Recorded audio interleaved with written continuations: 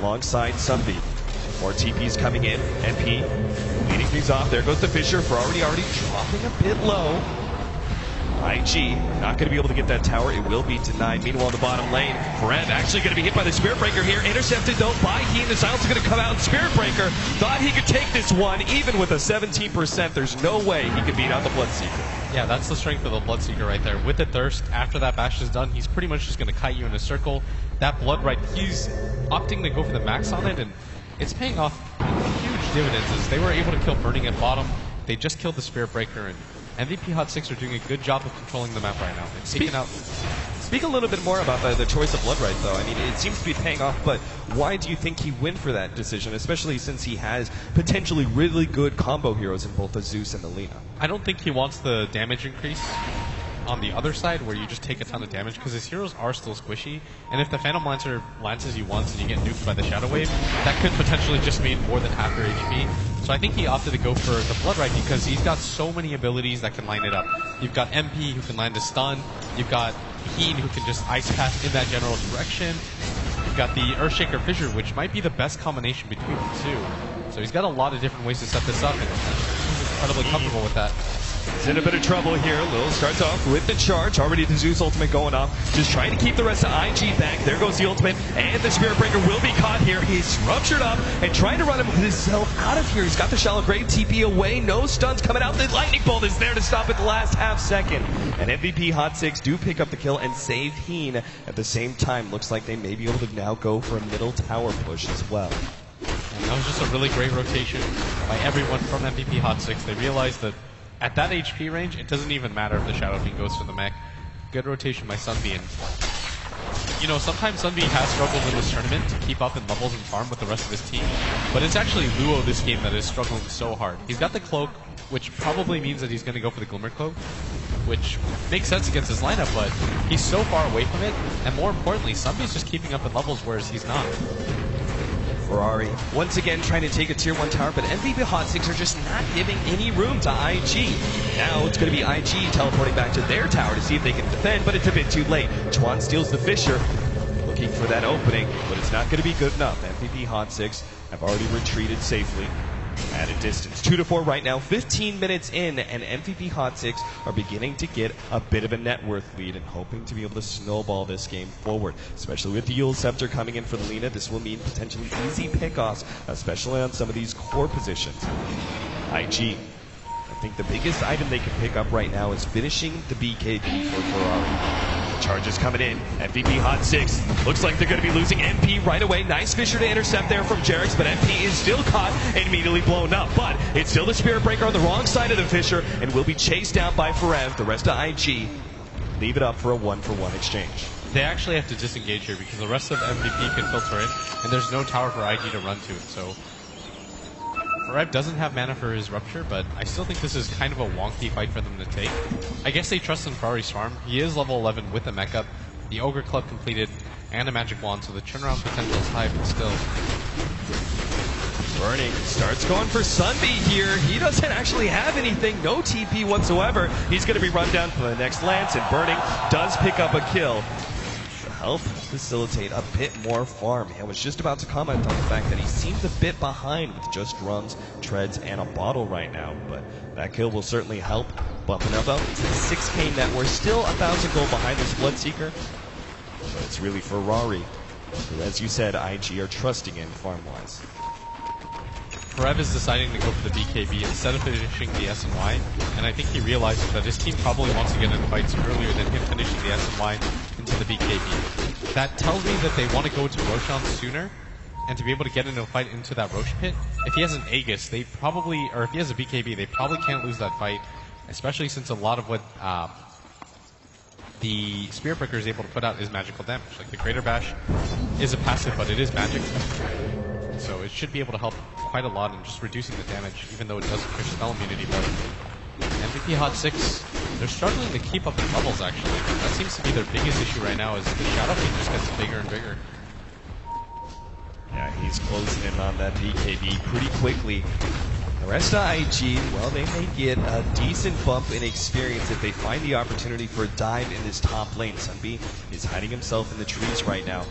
Rest of MVP Hot 6, I'm sure, are ready to TP back. They've been pretty quick to move around the map in these sort of situations, so IG don't really go for it. MVP Hot 6, however, will go for the tier 2 tower push in the bottom lane. They've got the combination of Jakiro and that Blood Rage from Blood. That does so much. Cliff already going out, but Liquid Fire after Liquid Fire being spammed out. If they can actually get this tower, Heen will be very close to completing a mech of his own to kind of even out the mech advantage that IG have right now. It's doing 130 damage to the tower every single time he casts it, and I think that IG realized that it's just a losing effort. He's actually taking it so quickly. Ferrari, he has an invis room. Do they have any sentries for this? I don't actually think they have any idea that this is coming. As Luo's coming in from the top, Burning TPing in, and Ferrari with the chase. Nice intercept. Luo's immediately going to be stopped there by the Ice Path. He still gets off the ultimate, but he has Rupture onto him. Fred wants to be able to pick up this kill, but it's going to be slowed down by Shellgrave. MP, meanwhile, turns as much damage as possible onto Ferrari, but he's still going to be blown up immediately by the raises. Spearbreaker gets out, and MVP Hot 6 lose their Lina. Sunbeam comes in, but the rest of IG are still very healthy. Again, this Bloodseeker just isn't going to get a whole lot of stacks on his passive right now. Yeah, part of the problem right there was that Ferev actually had the Rupture stolen by him, and Chuan actually just used it on MP, and so it was pretty much impossible for them to fight. And at the same time, they did manage to grab Luo, as Jax is going to get Phantom Lance over here, but he should be just fine. Yeah, they don't want to be diving into a tier 1 tower. IG playing a very controlled game right now. I'm sure they feel like economy-wise they are catching up or even staying ahead of MVP Hot 6 by now, especially with our SF getting so big, about to hit that 10k marker. The Shadow Fiend is honestly really making this game incredibly difficult for MVP Hot 6, because MVP Hot 6, they have to continue to pressure now much sooner than they would like, and Ferev decides to go back for the Sanjin Yasha. I guess that Ogre Club was just meant for a little bit more HP. Do they have a medallion on anybody? No. But this should still be a pretty easy Roshan for them with the Blood Rage. Yeah, the Blood Rage, the increase in damage allows you to be able to do Roshan so early, even if it is still only level 1. We've got a decent amount of right-click damage out as well from even some of their supporting casts, such as Jakiro with that Liquid Fire. IG, though, realize what's going on. The charge goes right through the Roshan pit, and now it's put Heen up on the cliff. Meanwhile, Sunbeam, he's going to be stopped. He actually tried to go for the TPL, but Lewis says, no way, you're going to be the first one dead in this fight. MVP Hot 6 trying to turn this one around, actually start backing themselves up. Rev turning around, Heen stuck on the cliff, still in trouble, but MVP Hot 6 have no way to be able to help him out. Heen's just waiting for his opportunity to TP away, goes for it now, but the TP, it completes just in time ahead of the Ice Path. Ferev dropping lower, MP still has the Laguna Blade, and IG think about diving that tier 1 tower, but realize it's a bit too dangerous. And once again, look at the HP pools on IG. They are all completely maxed out. That's the power of this early mech plus Dazzle combination. And they haven't had to extend the BKB charge onto Ferrari yet. Good kill onto Sunbeam. MVP Hot 6, that could have been a lot worse for them, but this is going to mean a tier 1 tower that they can't really afford to give up, because map control is so crucial to their strategy right now, as the Shadow Fiend just continues to skyrocket in net worth. 10k, 2.5k over the Bloodseeker. That's almost half of his SNY that he's up ahead. And at this rate, we're going to have a Diffusal Blade for our Phantom Lancer. Oh, what did he just kill, actually?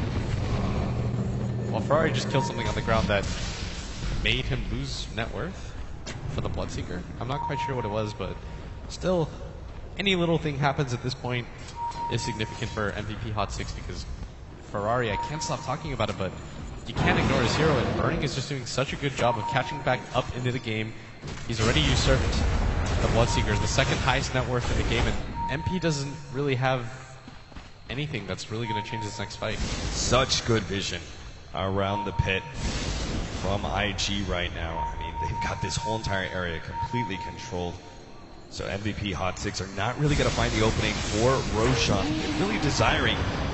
Now Sunbeam, he's going to be caught. Nice Ice Path from Chuan to start things out. And Sunbeam, well, he pops his ultimate, realizing he's going to be blown up right away. In fact, our Spearbreaker targets a large amount of damage from the Laguna Blade. Nice race from Ferrari to finish off the Zeus, and now they keep moving forward. Ian slowed down by that Lance, but IG, charge in. Fitch already stopping low. He's taking a ton of damage, but already the Shellgrave is out. And now here comes that damage reduction out from Ferrari. Ferev is just not finding the openings he really needs. Once again, the Dazzle is always there with the heals and the Shellgrave to stop the single target focus of IG. And this is the problem when you're a melee core against a team that has an insane amount of heals and a Shadow Fiend, you just can't really approach without the BKB.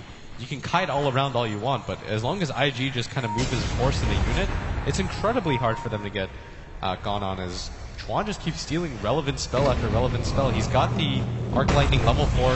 It's not going to make too much of a difference, but it just makes this fight so difficult for them. He's got to be careful here. Ferrari is looking for that long-range raise, but is it going to find it? Top lane's also pushing in Spirit Breaker. Quick to move over and deal with that one. MVP Hot 6 feels like they got to sit back and farm their next round of items, because clearly these team fights are not changing for them anytime soon. Jerix is closing in on the Blink Dagger, but could be stopped here. Nice turnaround Fisher, but immediately countered as Chuan catches that one, grabs him with the telekinesis, and Spirit Breaker finishes him off with the Phantom Lancer on the side. And time after time, Chuan just stealing spell after spell. That must have been the 4th time he's taken Fissure for himself, and he's put it to even better use than Jerix can right now, as IG are just rolling to whatever they want to do at this point. With the mech up and the Dazzle always backing them up with the Shallow Grave and the Shadow Wave. If you look at his skill build, he's actually just opted to go all in for both of these abilities. So he realizes all he has to do is wait for his team to get low, spam the heal, and Grave when the Bloodseeker tries to run at him.